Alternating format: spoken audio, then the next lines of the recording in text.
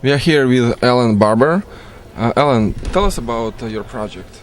I work for a company called Nodality. I'm in the computational sciences department, and Nodality specializes in using modern biological techniques to actually understand what's happening within patient populations. And I'll talk a little bit about the technology and then go into how we actually are using Python to drive forward our biological understanding, and also how we're using this to share with collaborators.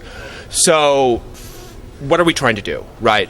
At the most molecular level of the human body, all of these various events are happening, and that's really driving what's happening in terms of disease biology, and response to things like drugs. And so to actually understand how each individual person reacts to drugs, you have to understand what's going on at the most basic level, which is inside the cells. And so what our technology does is that we actually use as much information about what's happening in the cells we possibly can to then connect to the clinical outcomes, right? So what we do is we take live cells, so these are usually blood samples or bone marrow samples.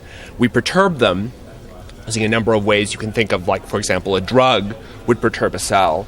Then we label them so that we understand what's going on at the most basic level, and then we put them through a technique called flow cytometry. And I'm sure that you haven't heard of flow cytometry, but what it is that you march all of the cells one by one through a laser, and you can actually figure out what's happening at that smallest molecular level. The problem, though, is that because we're marching all of these cells, right, and we're perturbing them in all of these various ways, we end up with about 1 billion data points after a set of experiments are over. And so there's this huge question, and this is the question of big data, right? How do you take all of this data that you create and actually turn it into information, into something that's meaningful, right? So how do we communicate and collaborate with all of this data and with people who have a much less specific knowledge of data and data science, but a much more specific domain knowledge of what's happening with the biology? And so this is the problem we have, right? And we have to think about the problem domain in a few ways. The first problem is that for every single experiment, the data could be anything, right? It could be potentially all of these various sources, and so we can't really think about the data in any sort of structured way. For example, in a structured schema. And to understand the data, you have to be able to traverse it, to analyze it, to think about it in a whole bunch of different ways.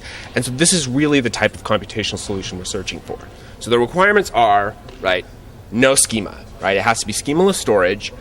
We wanted to do it in sort of a web application, and most importantly, you have to be able to agglomerate the data and accumulate the data in all of these various ways and be able to interact with it through all of these various forms in order for it to actually have meaning, right? You want to be able to look at each individual cell and what's going on. You want to be able to think about cells as a group and what's going on. And you want to be able to correlate all of these various cells together to figure out what's happening in terms of the whole organism and whole pathways. And that's how you really get all of the information you need to be able to make clinical decisions. So what we want to be able to do, for example, is take some sort of, for example, this is a median heat map. So you take all the people and you figure out what the median response is. So that's one way of thinking about it. But then you want to be able to drill in and say, how does each individual patient respond, right? Because that's really where the critical information is. And what you want to be able to communicate to a doctor or the person itself is, how do you respond in context of everyone? And then actually be able to look at the data in its most primitive form, because ultimately that's where a lot of the meaning and what's driving all of this. And so how have we actually done this in Python? And this is where we've been able to leverage so many of the publicly available community tools. We have a web portal. The web service is Django. And so Django has all this pre-built-in functionality. Its batteries included, and so we're able to leverage a lot of that to actually go really fast, right? And we have MySQL at the back end, and Django does a really good job talking to MySQL for just the basic navigation. But then there's a question of how do we actually pivot and explore all of this unstructured data on demand? And that's where we've been able to leverage a lot of the tools that are coming out of the PyData community. For example, Pandas, SciPy, NumPy, and be able to use those for really fast data manipulation. And finally, at the very back of this, we have Mongo, because Mongo is really great for unstructured data, so we can put this whole thing together to actually be able to pivot and calculate incredibly rapidly and on demand all this various data.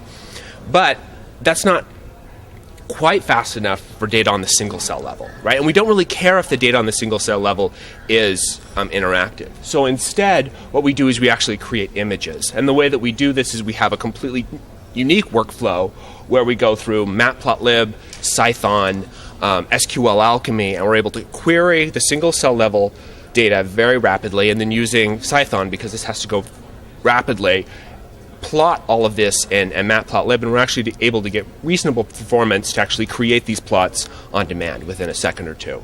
And so we're able to leverage these various libraries to actually create this very powerful platform, and we've been able to build a prototype in a relatively small amount of time. I see. Alan, can I find more information about it online? Oh, about what? About your project. In terms of... to find out, find the poster and see slides or any distributive. So I don't know exactly where we're going to put this. The poster itself is part of this.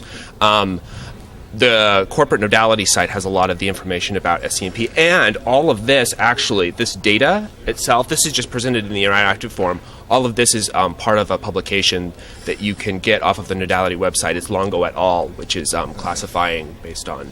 Great. Okay. Thank you.